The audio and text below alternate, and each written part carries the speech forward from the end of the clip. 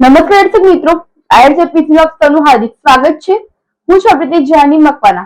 સૌથી કરતા પહેલા નજર કરીશું મુખ્ય સમાચાર પર।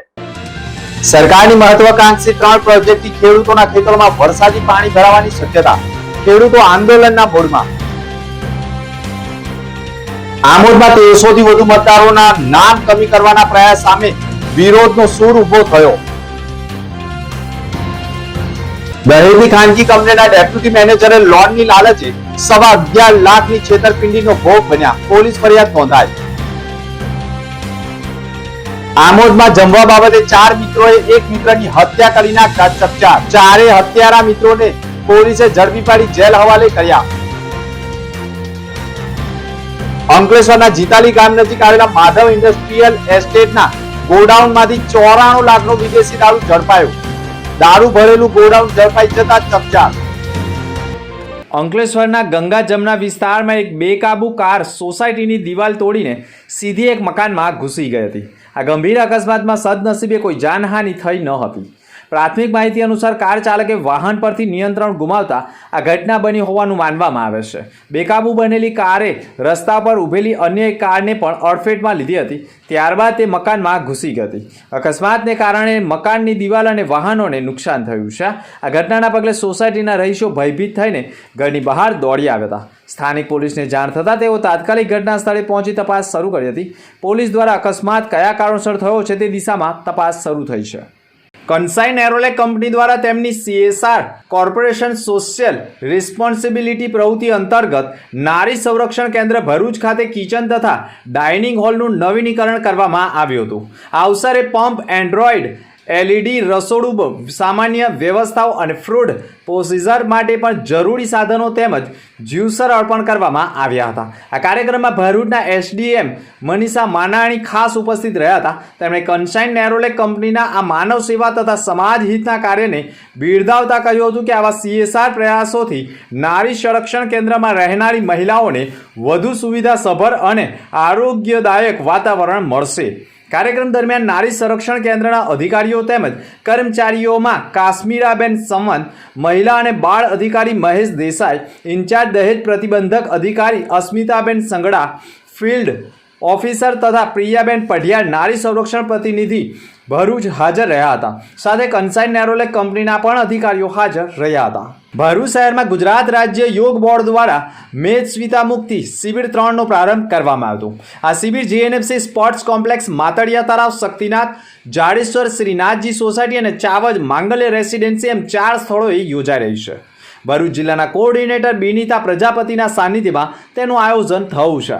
આ શિબિર 20 જાન્યુઆરી 2026 થી 20 ફેબ્રુઆરી 2026 સુધી કુલ 30 દિવસ ચાલનાર છે। રોજ સવારે 6:30 થી 8 વાગ્યા સુધી યોજાનારી આ શિબિરમાં મેદસ્વીતાની પીડિત વ્યક્તિઓ ભાગ લઈ શકે છે। શિબિરનો મુખ્ય હેતુ યોગ અભ્યાસ દ્વારા મેદસ્વીતા ઘટાડવાનો અને શરીરના વિવિધ રોગોમાંથી મુક્તિ મેળવવા માટેનું માર્ગદર્શન પૂરું પાડવામાં આવે છે। શિબિર દરમિયાન ભાગ લેનારાઓને મેડિકલ રિપોર્ટ તૈયાર કરવામાં આવશે। ઉપરાંત વિવિધ નિષ્ણાત ડોક્ટરો અને તજજ્ઞો દ્વારા વિવિધ સેવાઓ પણ આપવામાં આવી રહી છે। Shri Siddhivinayak charitable and welfare trust Bharuch તરફથી સમાજની સૌભાગ્યવતી બહેનો માટે 18/1/2026 રવિવારના રોજ હલ્દી કંકુનો કાર્યક્રમ પાંજરાપોળ ખાતે રાખવામાં આવ્યો હતો। આ કાર્યક્રમમાં સમાજની 75 જેટલી બહેનોએ ભાગ લીધો હતો। આ ઉત્સવ મકર સંક્રાંતિ બાદ મનાવવામાં આવે છે, જેમાં બહેનો એકબીજાને હલ્દી કંકુનો ચાંદલો કરી ચીકીથી મોં મીઠું કરાવી અખંડ સૌભાગ્યવતીની કામના કરે છે અને એકબીજાને લહાણી પણ આપે છે।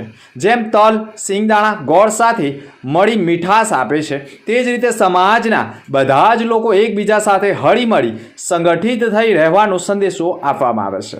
આ કાર્યક્રમને સફળ બનાવવા ટ્રસ્ટના તમામ સભ્યોએ સાથ સહકાર આપ્યો હતો। કાર્યક્રમ બાદ ગૌ માતાને પણ ઘાસ ખવડાવવામાં આવ્યું હતું અને ટ્રસ્ટ તરફથી પાંજરાપોળને દાન પણ આપવામાં આવ્યું હતું। ભરૂચ ક્રાઇમ બ્રાન્ચે અંકલેશ્વર વિસ્તારમાં મોટી સફળતા મેળવી લીધી છે। જીતાલી ગામ નજીક આવેલા માધવ ઇન્ડસ્ટ્રીયલ એસ્ટેટમાં આવેલા એક ગોડાઉન પરથી વિદેશી દારૂનો મોટો જથ્થો ઝડપાઈ ગયો છે। પોલીસે કાર્યવાહી દરમિયાન 94 લાખની કિંમતનો વિદેશી દારૂ જપ્ત કરવામાં આવ્યો હતો। ક્રાઇમ બ્રાન્ચે દારૂ અને પિકઅપ તેમજ અન્ય મુદ્દામાલ સહિત 1 કરોડ ઉપરાંતનો મુદ્દામાલ જપ્ત કર્યો છે। આ કેસમાં રમેશ બિશ્નોઈ નામના એક આરોપીની ધરપકડ પણ કરાઈ છે। તપાસમાં સામે આવ્યું છે કે રાજસ્થાનની કુખ્યાત બિશ્નોઈ ગેંગ દ્વારા ગુજરાતમાં મોટા પ્રમાણમાં વિદેશી દારૂ ઘુસાડવામાં આવતો હતો. આરોપીઓ અંકલેશ્વરના ઔદ્યોગિક વિસ્તારમાં ગોડાઉન ભાડે રાખીને દારૂનો જથ્થો સંગ્રહ કરતા અને બાદમાં તેનું વિતરણ કરતા હોવાનું તપાસમાં ખુલ્યું છે. પોલીસે આ મામલે સુરેન્દ્ર બિશ્નોઈ મહેતા, સુરેશ ઠાકારામ બિશ્નોઈ તથા ડેનીભાઈ ગોપી તેમજ ચેતન અને રાજેશ સહિત 8 આરોપીઓને વોન્ટેડ જાહેર કર્યા છે. આ તમામ આરોપીઓની ધરપકડ માટે પોલીસ દ્વારા વિવિધ ટીમો બનાવી તપાસને તેજ કરવામાં આવી છે. ભરૂચ ક્રાઇમ બ્રાન્ચ દ્વારા આ સમગ્ર નેટવર્કની ઊંડાણપૂર્વક તપાસ હાથ ધરવામાં આવી રહી છે અને આવનાર દિવસોમાં વધુ ખુલાસા થાય તેવી શક્યતાઓ પણ વર્તાઈ રહી છે. ભરૂચ એ ડિવિઝન પોલીસ મથકમાં સંજીવ કુમાર દ્વારિકા પ્રસાદ સિંહે દહેજની એક કંપનીમાં ડેપ્યુટી મેનેજર તરીકે ફરજ બજાવતા હોય અને તેમની ઉપર 11/9/2024ના રોજ અજાણ્યા ઈસમનો ફોન આવેલો અને કહેલું કે તમારે લોનની જરૂરિયાત છે તેમ કહી પૂછપરછ કરતા અજાણ્યા ફાઇનાન્સ કંપનીના કર્મચારી તરીકે સાહિલ ભવનેશ કુમાર ગોગિયા તરીકે ઓળખ આપી તેઓ પોતે IDFC બેંકની કરાર પેલેસ શાખા દિલ્હી ખાતે સેલ્સ વિભાગમાં નોકરી કરતો કર્મચારી તરીકે હોવાની ઓળખ આપી હતી. બહેનના લગ્ન માટે લોનની જરૂરિયાત હોવાથી લોન માટે ફરિયાદીએ હા પાડતા જ અલગ અલગ અજાણ્યા નંબર ઉપરથી ફરિયાદી ઉપર વોટ્સએપ મારફતે જરૂરી ડોક્યુમેન્ટ મંગાવી આરોપી સાહિલ ભવનેશ કુમાર ગોગિયા તથા અન્ય સ્ત્રી પુરુષોએ ફરિયાદીને ફોન કરીને તેમના ડોક્યુમેન્ટનો ઉપયોગ કરી અલગ અલગ લોન લઈ લોનની રકમ ફરિયાદીને ન આપી અંદાજે 3 અલગ અલગ લોન લઈ ભેજાબાજોએ 11,22,987ની લોન લઈ ફરિયાદી સાથે છેતરપિંડી કરી હોવાનો અનુભવ થતાં ફરિયાદીએ તાત્કાલિક ભરૂચ એ ડિવિઝન પોલીસ મથકે દોડી જઈ હરિયાણાના ખન્ના કોલોની સોનીપત જિલ્લાના સાહિલ ગોગિયા સામે છેતરપિંડીની ફરિયાદ નોંધાવતા પોલીસે કાર્યવાહી શરૂ કરી છે.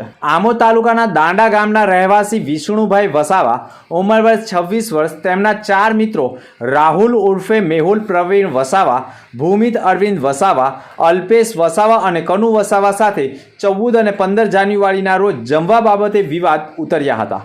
આ વિવાદ હિંસક બન્યો હતો અને આરોપીઓએ માતર ગામે સીગામ કોલેજ સામે હાઈવે બ્રિજ નજીક સાપા ગામ તરફ અને ઓછણ ગામ તરફ અલગ અલગ સ્થળોએ વિષ્ણુ વસાવા સાથે ઝઘડો કરી તેમને નાની મોટી ઈજાઓ પહોંચાડી હતી. આ દરમિયાન આરોપીઓએ વિષ્ણુના માથાની જમણી બાજુ કોઈ કઠોર વસ્તુની પ્રહાર કરતા તેઓ બેભાન થઈ ગયા હતા. ત્યારબાદ આરોપીઓ વિષ્ણુને તેમના પિતાની ગેરહાજરીમાં દાંડા ગામે તેમના ઘરે બેભાન હાલતમાં જ મૂકી ફરાર થઈ ગયા હતા. 15 જાન્યુઆરીના રોજ વિષ્ણુના પિતા પ્રવીણ અમરસંગ વસાવા હલદરવા ગામેથી ઘરે પરત ફર્યા હતા ત્યારે તેમણે પુત્રને બેભાન અવસ્થામાં જોયો હતો. તેમણે આસપાસના લોકોની મદદથી વિષ્ણુને સૌપ્રથમ આમોદ સામૂહિક આરોગ્ય કેન્દ્ર અને ત્યારબાદ ભરૂચ સિવિલ હોસ્પિટલ ખાતે સારવારથી ખસેડ્યો હતો. જોકે 17 જાન્યુઆરીના રોજ વહેલી સવારે તબીબોએ વિષ્ણુને મરણ જાહેર કર્યો હતો. મૃત્યુ અંગે શંકા જતા તેમના પિતાએ આમોદ પોલીસને જાણ કરી હતી. પોલીસે તાત્કાલિક કાર્યવાહી કરી મૃતદેહને ભરૂચ સિવિલ હોસ્પિટલ ખાતે પેનલ પોસ્ટમોર્ટમ માટે મોકલ્યો હતો. 18 જાન્યુઆરીના રોજ મળેલા પોસ્ટમોર્ટમ રિપોર્ટમાં માથામાં ગંભીર ઈજાના કારણે મોત થયું હોવાનું સ્પષ્ટ થતાં પોલીસે હત્યાનો ગુનો નોંધ્યો હતો. પોલીસે ઝડપી કાર્યવાહી કરી 4 આરોપીઓની ધરપકડ કરી લીધી હતી અને ઘટના સ્થળે લઈ જઈ રિકન્સ્ટ્રક્શન પર કરાવ્યું હતું. આમોદ પોલીસ દ્વારા વધુ તપાસ આરંભવામાં આવી છે. ભરૂચ જિલ્લાના આમોદ શહેરમાં મતદાર યાદી સુધારણા કાર્યક્રમ અંતર્ગત એક મોટો વિવાદ સામે આવ્યો છે. આમોદ શહેરના અંદાજે 1300થી વધુ મતદારોના નામ કમી કરવા માટે ભાજપના આગેવાનો દ્વારા ફોર્મ નંબર 7 ભરીને વાંધા અરજીઓ રજૂ કરવામાં આવતા સ્થાનિક રાજકારણ ગરમાઈ ગયું છે. આ પ્રક્રિયાને અનુયાયીને ગણાવીને આજે કોંગ્રેસના આગેવાનો અને મોટી સંખ્યામાં સ્થાનિક રહીશોએ આમોદ મામલતદારને આવેદનપત્ર પાઠવી ઉગ્ર રજૂઆત કરી હતી. વડાપ્રધાન નરેન્દ્ર મોદીના ડ્રીમ પ્રોજેક્ટ તરીકે ઓળખાતી બુલેટ ટ્રેનની કામગીરી હાલમાં પૂરજોશમાં ચાલી રહી છે, જેમાં ભરૂચ જિલ્લાની પણ અનેક ગામડાઓમાંથી રેલવે લાઇન પસાર થાય છે.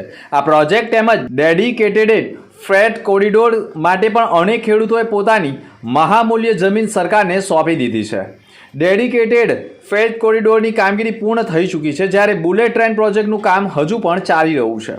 ખેડૂતોનો આક્ષેપ રહ્યો છે કે બુલેટ ટ્રેન પ્રોજેક્ટ હેઠળ રેલવે ટ્રેક પરથી પાણીના નિકાલ માટે PVC પાઇપો પિલ્લર્સની સાથે જ સીધા નીચે ઉતારી દેવાયા છે. આ પાઇપો મારફતે આવતું વરસાદી પાણી આસપાસના ખેડૂતોના ખેતરોમાં ફેલાઈ જતું હોવાથી ખેતી કરવી મુશ્કેલ બની ગઈ છે. મહુદલા, ત્રાલસી, ત્રાલસા, દયાદરા, કેલોદ પીપળિયા, થામ, કંથારિયા સહિતના અનેક ગામડાઓમાં પણ ખેડૂતોના હજારો વીઘા જમીનમાં કરેલી ખેતીને ભારે આર્થિક નુકસાન વેઠવું પડી રહ્યું છે. જ્યારે ડેડિકેટેડ ફેથ કોરિડોર પ્રોજેક્ટમાં પણ પાણી નિકાલ માટે માત્ર સીમિત અને નાની જગ્યાઓ રાખવામાં આવતા વરસાદી પાણી પસાર થવામાં અડચણરૂપ સર્જાઈ શકે તેમ છે. જો કે સરકારની આવી યોજનાઓના કારણે આખરે ખેડૂતોને મોટું નુકસાન વેઠવાનો વારો આવી રહ્યો હોય, જેને લઈને આગામી દિવસોમાં ઉગ્ર આંદોલનની ચીમકી પણ ખેડૂતો આપી રહ્યા છે. અંતે મુખ્ય સમાચાર પર ફરી એક નજર. સરકારની મહત્વાકાંક્ષી 3 પ્રોજેક્ટથી ખેડૂતોના ખેતરોમાં વરસાદી પાણી ભરાવાની શક્યતા. ખેડૂતો આંદોલનના મોડમાં. આમોદમાં 1300 થી વધુ મતદારોના નામ કમી કરવાના પ્રયાસ સામે વિરોધનો સૂર ઉભો થયો.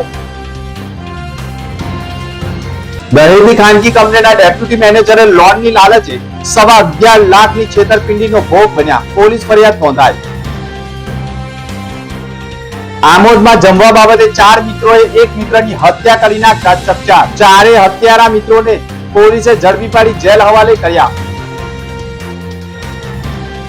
અંકલેશ્વરના જીતાલી ગામ નજીક આવેલા માધવ ઇન્ડસ્ટ્રીયલ એસ્ટેટના ગોડાઉનમાંથી 94 લાખનો વિદેશી દારૂ ઝડપાયો. દારૂ ભરેલું ગોડાઉન ઝડપાઈ જતા ચકચાર. તો અત્યાર સુધીના સમાચાર. નવા સમાચાર સાથે ફરી મળીશું. નમસ્કાર.